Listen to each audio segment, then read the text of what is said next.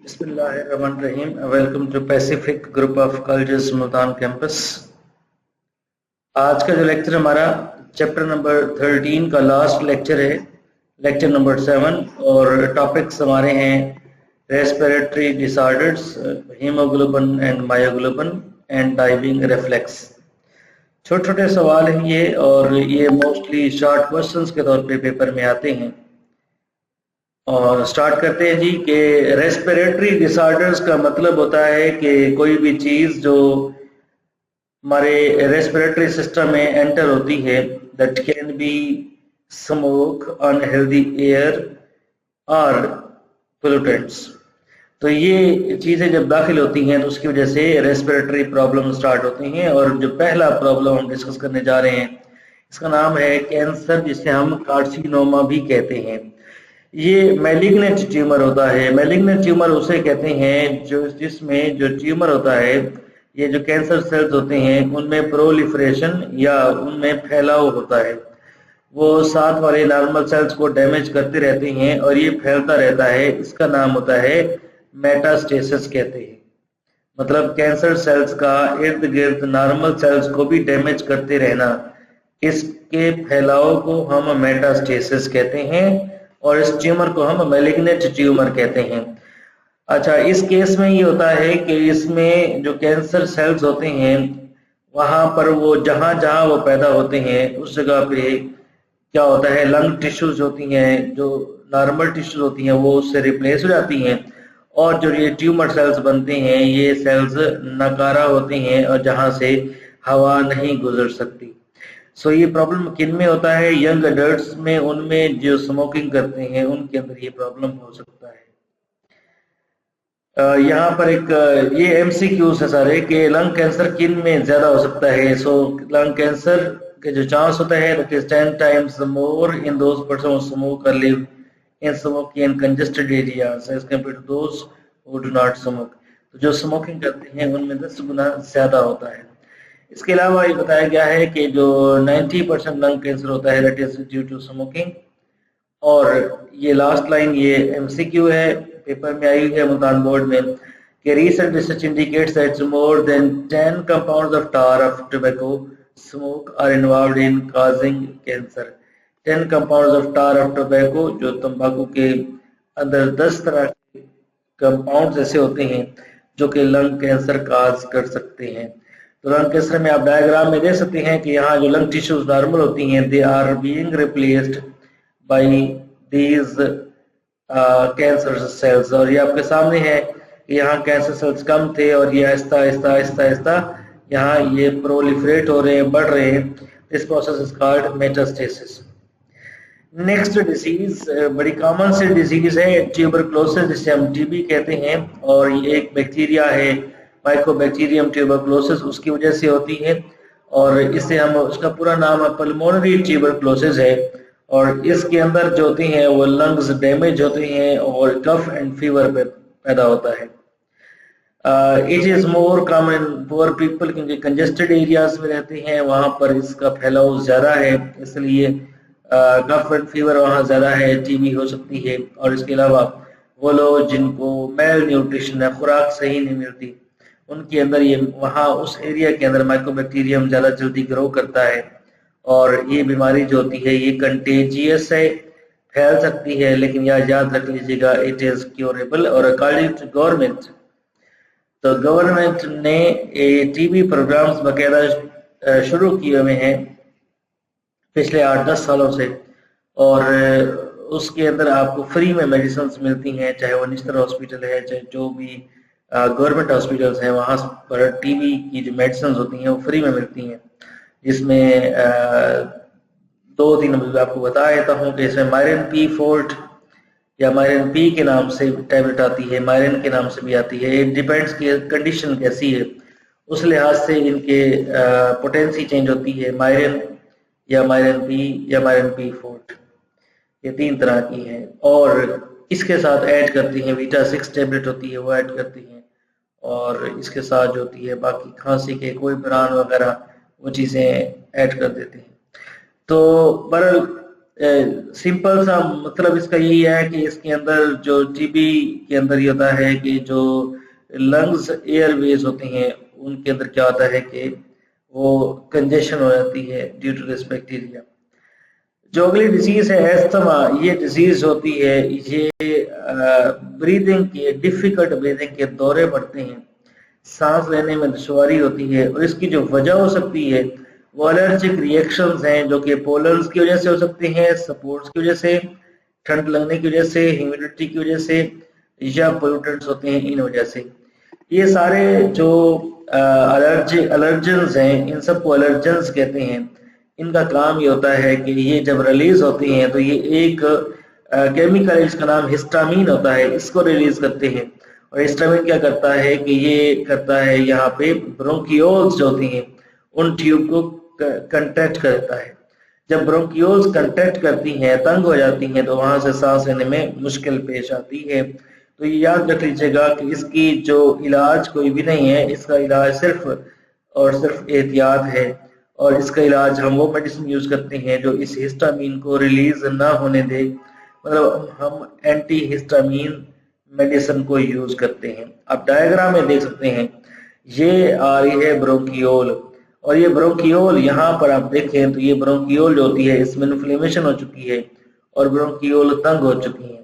और ब्रोंकियोल की कंस्ट्रिक्शन की वजह से क्या होता है कि एयरवे तंग होता है, क्योंकि आपको पता है यहाँ पर एक्सचेंज ऑफ गैस होता है, इसलिए एक्सचेंज ऑफ गैस इजीली नहीं हो सकता। आप यहाँ पर ये नॉर्मल डायग्राम है और ये एस्थमेटिक डायग्राम है, तो आप इसमें दोनों में देख सकते हैं कि प्रॉब्लम कहाँ पे है कि हवा की नाली तंग हो जाती है। ओके जी, तो इसका हल यही है कि हम इन चीज़ों से, ये जो अलर्जेंस होते हैं इनसे अगर हम बचेंगे तो क्या होगा कि ये हिस्टामीन रिलीज नहीं होगा, और हिस्टामीन जो होता है रिलीज नहीं होगा तो ये प्रॉब्लम नहीं होगा। ठीक है जी, तो वरना इसके दौरे पड़ते हैं और वो आहिस्ता आहिस्ता जो है ठीक भी होता है बंदा, फिर दोबारा दौरे पड़ते हैं। तो ये जो डिजीज है एक्चुअली ये या टीबी डिजीज, ये एक और डिजीज होती है जिसका नाम एम्फीसीमा होता है, इसमें कन्वर्ट हो सकती है। इसका मतलब ये होता है कि emphysema very important short question भी है कि इसमें एल्वियोलाई की ब्रेक डाउन होती है। ये स्मोकर्स के अंदर मोर कॉमन होती है और the substance present in smoke of tobacco weakens the wall of the alveoli. तो मतलब जो तंबाकू के अंदर जो पाया जाता है कोई सब्सटेंस है जो कि एल्वियोलाई को उसकी क्या करता है, उसे वीक कर देता है ताकि एक्सचेंज ऑफ गैस ना हो, और इसे हम स्मोकर्स कफ भी कहते हैं। In the result of the constant coughing, the absorbing surface of the lung is greatly reduced. बार बार खांसने की वजह से जहां पर एक्सचेंज ऑफ गैस होता है वहां पर क्या होता है कि वो सही तरह से नहीं हो सकता। And person suffering from emphysema cannot oxygenate his blood properly. उसकी बॉडी में जब ऑक्सीजन नहीं जाएगी तो उसकी बॉडी के अंदर एनर्जी नहीं पैदा होगी और उसकी बॉडी एग्जॉस्ट कर जाएगी, उसे थकावट हो जाएगी। Emphysema produces increased airway resistance, सांस लेने में दुश्वारी होती है because the bronchioles are obstructed as a result of inflammation. जो ब्रोंकियोल्स होते हैं वो तंग हो जाते हैं, इन्फ्लेमेशन मतलब सूजन की वजह से, बिकॉज डैमेज ब्रोंकियोल्स कोलैप्स, जो डैमेज ब्रोंकियोल्स होते हैं वो खत्म हो जाते हैं और एक्सपायरेशन के दौरान में, और इस वजह से ये आप डायग्राम में भी देख सकते हैं, ये नॉर्मल आपके सामने ये डायग्राम है। और यहाँ आप देखें तो यहाँ एल्वियोलाई आहिस्ता आहिस्ता इसकी भी खत्म हो गई, ये भी खत्म हो गई, ये भी खत्म हो गई, ये आहिस्ता आहिस्ता एल्वियोलाई होती है ये खत्म हो गई है। तो इसका मतलब ये है कि ये एल्वियोलाई है विद एम्फीसीमा, यह एल्वियोलाई डैमेज हो जाती है। ठीक है जी, अच्छा क्लियर कर देता हूँ, ये पूरा जो है ये पूरा एयर सैक है और इसके अंदर ढेर सारी एल्वियोलाई। नेक्स्ट है रोल ऑफ रेस्पिरेटरी पिगमेंट, मतलब ये रेस्पिरेटरी पिगमेंट का मतलब दो तरह के पिगमेंट है, एक हीमोग्लोबिन है एक मायोग्लोबिन होता है। हम जानते हैं हीमोग्लोबिन जो है रेड ब्लड सेल के अंदर होता है और इसका फंक्शन होता है ऑक्सीजन कैरियर होता है, और ये 75 टाइम्स जो कैरिंग कैपेसिटी ऑफ हीमोग्लोबिन को इंक्रीज कर देता है। ये आपके सामने डायग्राम है, ये हीमोग्लोबिन की डायग्राम है जिसमें आपको 4 चेन्स नजर आ रही होंगी। तो अल्फा चेन्स हैं और 2 बीटा चेन्स हैं, ठीक है जी। और इसमें एक ही चेन होती है मायोग्लोबिन के अंदर, ठीक है जी। ये आपने ज़हन में रखना है। जो मायोग्लोबिन होती है ये मसल के अंदर पाई जाती है। It is a haemoglobin like iron containing protein pigment. ये मसल के अंदर होती है। जैसे मायो का मतलब मसल होता है, जैसे myofibrils. So myoglobin is also known as muscle hemoglobin. It serves as an intermediate compound for the transfer of oxygen from hemoglobin to aerobic metabolic process of the muscle cells. It can store some oxygen. इसका मतलब यही है कि ये metabolism में इस्तेमाल होती है क्योंकि मसल्स हर वक्त काम करते रहते हैं। इसके अंदर ऑक्सीजन जो होती है वो स्टोर होती है। यहाँ याद रखना है कि मायोग्लोबिन के अंदर 1 पॉलीपेप्टाइड चेन होती है, ठीक है जी। अब डायग्राम में देख सकते हैं यहाँ पर 4 पॉलीपेप्टाइड चेन्स होती हैं, 2 अल्फा 2 बीटा, लेकिन मायोग्लोबिन में एक चेन होती है, ठीक है जी। और जो कि एक मॉलिक्यूल ऑफ ऑक्सीजन के साथ बाइंड हो सकती है। ये एमसीक्यू भी है। The affinity of myoglobin to combine with oxygen is much more higher. मतलब हीमोग्लोबिन की जो एबिलिटी है बाइंडिंग विद ऑक्सीजन, वो जो एबिलिटी है वो कम है एज कम्पेयर टू मायोग्लोबिन, ठीक है जी। तो ये पेपर में शॉर्ट क्वेश्चन आ सकता है कि what is the difference between myoglobin and haemoglobin. Last topic हमारा ये येलो बॉक्स में दिया हुआ है, डाइविंग रिफ्लेक्स। क्या होता है कि जो एक्वेटिक मैमल्स होते हैं उनके अंदर ये होता है कि जब वो डीप सी वाले पोर्शन में जाते हैं तो उनकी बॉडी के साथ क्या क्या चेंजेस आती हैं। So diving mammals have almost twice the volume of the blood in relation to their body weight as compare to the non divers. Diving mammals में जो ब्लड की अमाउंट होती है वो डबल होती है। Most of diving mammals have high concentration of myoglobin, उनमें myoglobin ज्यादा होता है, ठीक है। मायोग्लोबिन जो होता है आप जानते हैं ऑक्सीजन के साथ बाइंड करता है। यहाँ एक शॉर्ट क्वेश्चन ये वाला है कि what happens when a mammal dives to its limit the diving reflex, how diving reflex is activated. ये सवाल आ चुका है पेपर के अंदर, ठीक है जी। या what happens to a mammal when dives। तो ये आपने याद रखना है कि मैमल के साथ क्या होता है। तो उसके पॉइंट्स हैं, तो आपको बता देता हूँ। पहली बात ये कि नंबर 1 ब्रीदिंग स्टॉप होती है। Number 2 rate of heart beat slow down होती है, ठीक है। 1/10 जो नॉर्मल रेट से 10 गुना कम हो जाती है। Consumption of oxygen energy reduce होती है। ब्लड सप्लाई जो होती है सिर्फ ब्रेन की तरफ और हार्ट की तरफ जाती है, बाकी हिस्सों में कम हो जाती है और बंदा बेहोशी में चला जाता है। Skin muscles and digestive organs and other internal organ receive very little blood. सिर्फ और सिर्फ ब्रेन और हार्ट को ब्लड सप्लाई होती है, बाकी एरिया को ब्लड सप्लाई बहुत कम हो जाती है। समझ आ गया जी। Muscle shift from aerobic to anaerobic respiration. Muscle जो होती है क्योंकि ब्लड सप्लाई कम होती है, ऑक्सीजन कम मिलती है, तो इसलिए जो मसल्स होती हैं वो शिफ्ट होती है from aerobic to anaerobic respiration, ठीक है जी। लंग कैपेसिटी के हवाले से दिया हुआ है हमारी किताब का बिल्कुल लास्ट पॉइंट है ये वाला। लंग कैपेसिटी कितनी होती है, ये सारे एमसीक्यूज हैं कि एक नॉर्मल बंदे के अंदर जो होती है लंग कैपेसिटी 5 लीटर्स होती है, ठीक है जी। Normally when we are at rest और sleep the oxygen is only about half a litre. Exchange जो होता है वो हाफ अ लीटर सिर्फ होता है। ये एमसीक्यू है कि volume of the air taken inside the lungs and expelled during exercise is about 3.5 liters। कि जब हम एक्सरसाइज कर रहे होते हैं तब 3.5 लीटर जो होती है वो ऑक्सीजन जो होती है वो अंदर या बाहर आती है।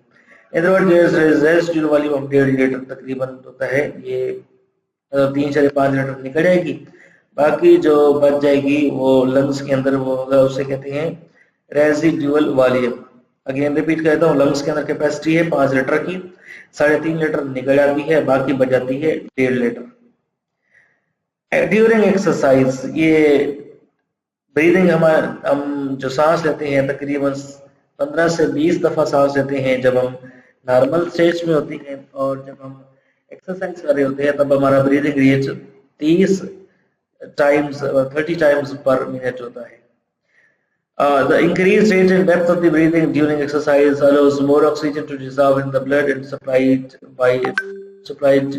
to active muscles। इसका उर्दू मतलब बड़ा सिंपल है कि जब हम एक्सरसाइज कर रहे होते हैं तब हमारी बॉडी को ज्यादा ऑक्सीजन चाहिए होती है, ठीक है जी।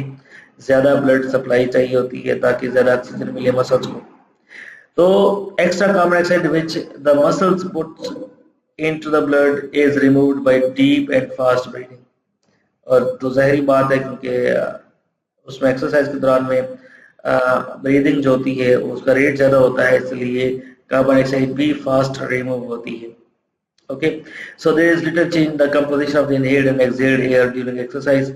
थोड़ा बहुत जो होती है कंपोजिशन में चेंज होता है, फर्क हो सकता है कि कितने % ऑक्सीजन और कार्बन डाइऑक्साइड बाहर निकली है या अंदर दाखिल हुई है। ओके, तो ये परसेंटेज में थोड़ा सा फर्क दिया हुआ यहाँ पे कि 60 पर जो 21% ऑक्सीजन जो होती है वो इनहेल होती है, 16% निकलती है बाहर। कार्बन डाइऑक्साइड 0.04% इनहेल होती है और 4% निकलती है बाहर। बाकी वाटर वेपर्स होते हैं, वेरिएबल होते हैं, ठीक है जी। और ऑलमोस्ट जिनकी परसेंटेज सेम है आपके सामने। ओके ओके जी, तो ये आपने एमसीक्यू के लिए आपने याद रखना है। तो हमारा लेक्चर आज का इतना ही था। हमारे लेक्चर के अंदर यहाँ जो हमने टॉपिक्स पढ़े हैं ये मोस्टली शॉर्ट क्वेश्चंस के लिहाज से वेरी इंपॉर्टेंट है। Thank you so much.